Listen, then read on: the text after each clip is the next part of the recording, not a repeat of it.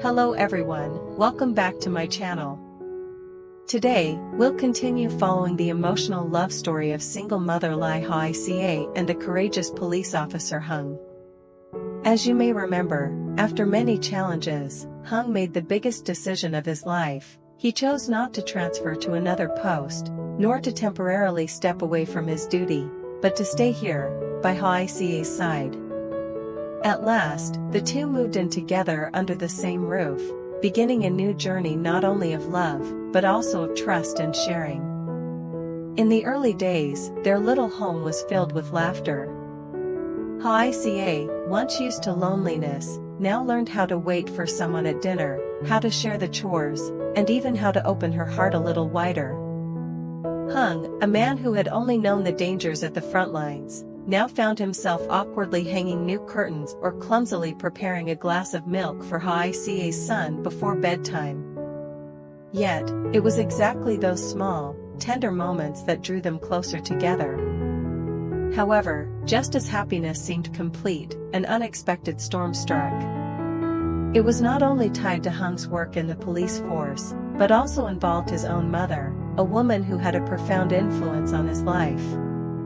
Would their budding love under the same roof be strong enough to withstand these coming trials? Stay tuned for today's video to discover all the dramatic twists ahead. As everyone already knows, after countless hardships, lytica and Hùng finally chose to return to each other. The night before her departure, lytica sat quietly in the familiar room of Hùng house, carefully folding each small piece of clothing and placing them neatly into an old suitcase. The faint sound of the zipper closing seemed like a signal. The days of temporary shelter here had reached their end. Her steps faltered at the doorway, her eyes unconsciously sweeping across the little house, where every corner still carried traces of memory: the wooden dining table that once witnessed Tony babbling grandma, the small veranda that echoed with his laughter each afternoon as he played with Ha. Those simple things suddenly tightened her chest with sorrow. The farewell was not marked by tears streaming down, nor by pleading words of reluctance. Instead, it was wrapped in a heavy silence, woven with 1,000 strands of regret. Ha leaned against the doorframe, his gaze following her every move, while an unnamed emptiness rose within him. He had grown used to the sound of her footsteps in the kitchen, to the warm smile she gave when bringing out a steaming bowl of soup, to the clear laughter of a child filling the house that had once been far too quiet. On the veranda, Ha's elderly mother held a cup of tea gone cold in her frail hands. Since the day lytica and Tony entered their lives, the house had felt alive again.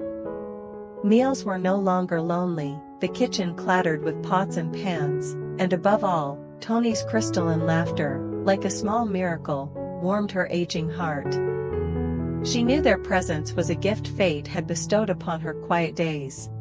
And now, as they left, the house returned to silence, leaving in her heart a slow, smoldering ache. When lytica led Tony through the gate, the afternoon light cast a pale, melancholy hue over their three figures. Tony turned back and waved, his innocent smile slicing through the hearts of those left behind. Ha nodded faintly, his lips trembling but voiceless, for he knew that to hold on would only burden lytica with more guilt.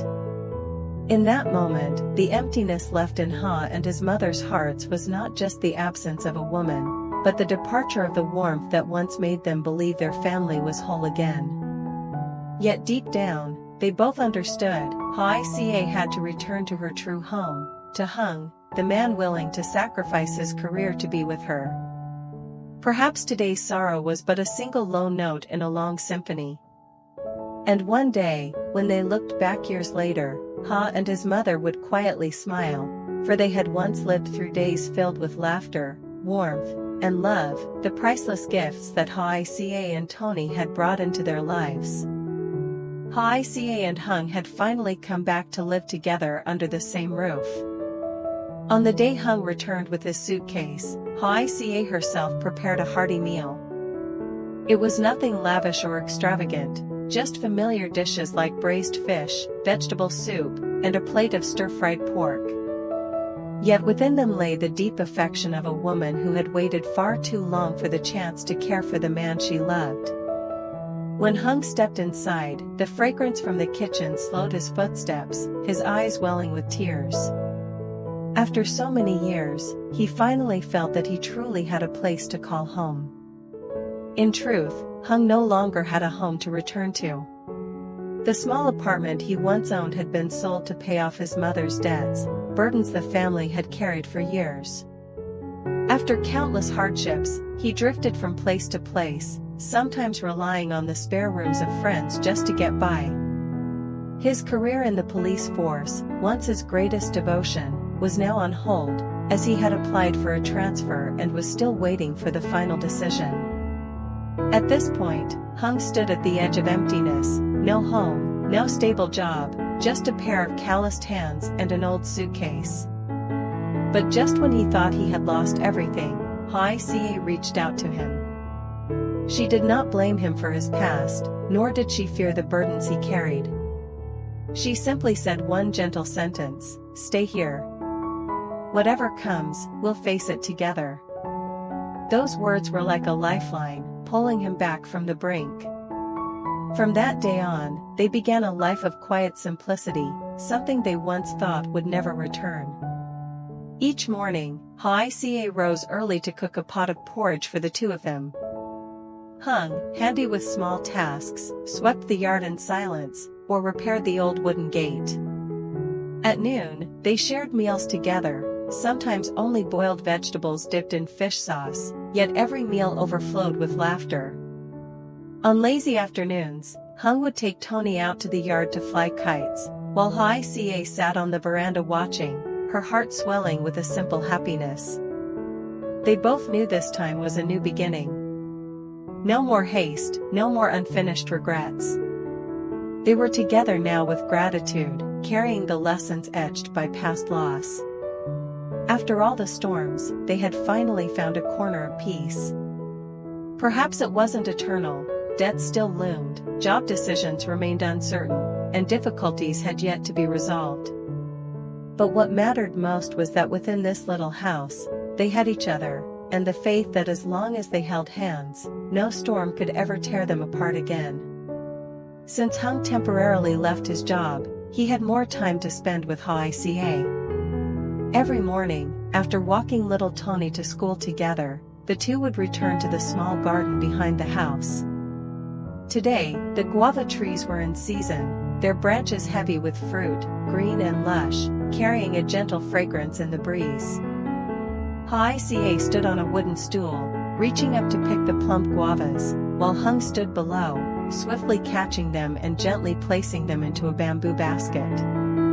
They carefully selected only those that were perfectly ripe, shiny-skinned and fragrant. Each time Hoài wobbled, Hung would rush to steady her, and the two would burst into laughter. In the past, Hoài had to handle all of this on her own, picking, carrying, selling at the market, sometimes so exhausted she had no strength left for words. But now, with Hung by her side, she felt an ease she hadn't known before. Their laughter echoed across the garden, sweeping away the lonely silence that had once lingered there. The basket gradually filled, their hands dusted with the white powder of guava skins, but their eyes lit up with joy. "Looks like we'll sell well today," Hoài smiled. Hung only nodded, silently thinking that as long as she was happy, every effort was worth it. When Hoài went to the market with the guavas, Hung stayed close, helping her arrange the baskets and welcome customers. Their little stall quickly grew lively. Compliments rang out, "These guavas are sweet. Give me another kilo." Before long, the baskets of fresh guavas were nearly empty, leaving only a few small fruits. Both old customers and new ones stopped by, not only because the guavas were delicious, but because of the warmth and sincerity in the smiles of Hoài and Hung. By the end of the day, when the sun dipped low, the bamboo basket was empty. Hoài sat resting under the market's awning, sweat glistening on her forehead but her eyes shining with joy. Hung handed her a bottle of water and softly said, It's tiring, but doing it together makes me happy." Those simple words made Hoài Ca fall silent, her heart suddenly warm. Life was still uncertain, debt still unpaid, yet from the sold-out baskets of guavas, from the shared laughter in their labor, they both understood, peace doesn't always come from wealth. Sometimes, it lies in having someone to walk beside you, facing each day's struggles together. While Hoài Ca was busy selling at the market, Hùng stayed home to tidy up the garden. The house had long been neglected, dust covered the steps, and weeds grew wild, choking the path. In the past, he had hired an acquaintance to look after the garden and care for the animals, but since that person left to return to their hometown for childbirth, everything had been left unattended. Today, for the first time in months, Hùng picked up the broom himself, sweeping every corner of the yard, tending to the vegetable beds, feeding the chickens. Their clucking filled the air, as if breathing life back into the home.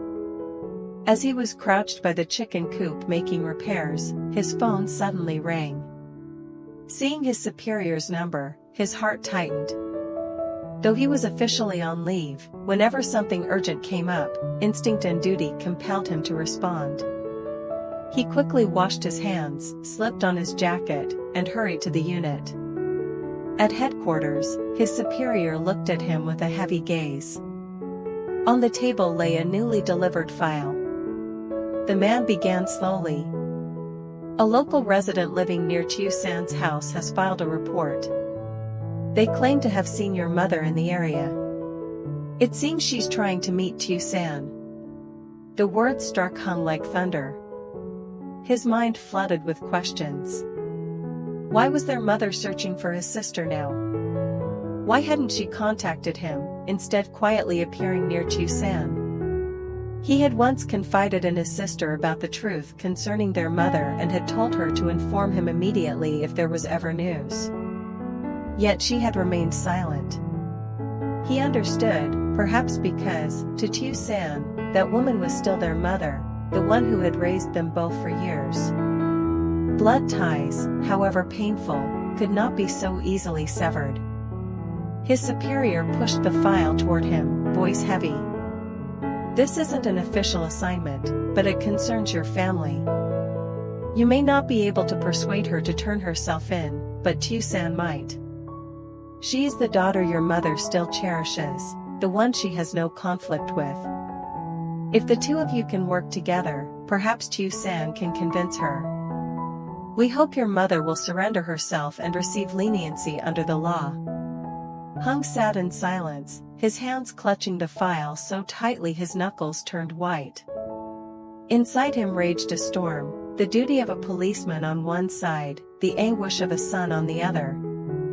He knew his mother had committed unforgivable acts, yet he could not deny the blood bond between them. This time, he had to face the truth, not only with his mother, but with Lieu San, the sister he had shielded from it for far too long. Drawing a deep breath, he rose to his feet. In his eyes flickered a steely resolve, no matter what, this time I will speak to her directly. Leaving the station, Hùng drove straight to Lieu San's house. The familiar road weighed heavy on his heart, each bend stirred old memories of their childhood under their mother's care. When the car finally stopped, he saw Lieu San sweeping the yard, her figure simple and gentle. Startled to see her brother appear so suddenly, Lieu San looked up. "Brother, why are you here today?" Hùng didn't beat around the bush. His gaze was resolute, his voice deepened. "I already know. Mother, she's come to see you, hasn't she?" The question struck like lightning. Lieu San froze, the broom slipping from her hands. She stammered, unable to hide it any longer. I'm sorry, brother. I didn't mean to keep it from you. It's just, I pity her so much. I was afraid if I told you, she would be caught right away. I also want her to surrender on her own, so she might receive leniency under the law. I tried to persuade her, and she promised me she would, but I never thought, she would still keep hiding around here. Hung stood in silence for a moment, his heart torn with both sorrow and disappointment. Stepping closer, he placed a hand on his sister's shoulder. "San, I understand you. I love our mother too.